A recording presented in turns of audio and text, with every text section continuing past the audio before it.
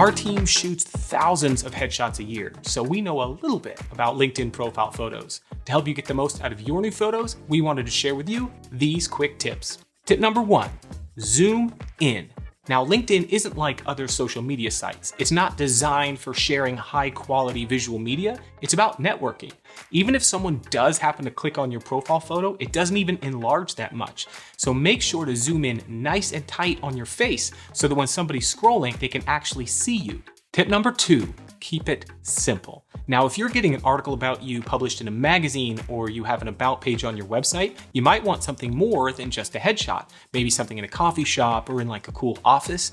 But because LinkedIn is so small, if your head is only 2 pixels wide and you're surrounded by plants, it's gonna be really hard to see you. LinkedIn is really more of like a digital little how you doing, so your expression really needs to stand out.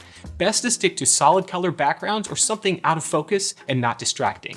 And don't forget to zoom in. And tip number 3, try a pop of color. I can tell you after 15 years in the headshot business that the most popular background color for headshots is white. So what does that mean? Well, when you're scrolling through LinkedIn, if most everybody has a white background, something like a splash of color might just stand out a little bit more.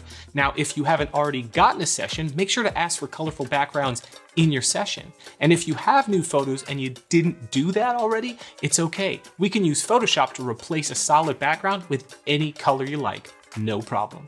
If you are really looking to brush up your LinkedIn profile, then make sure that your profile headshot is impactful, recognizable, and stands out from the crowd.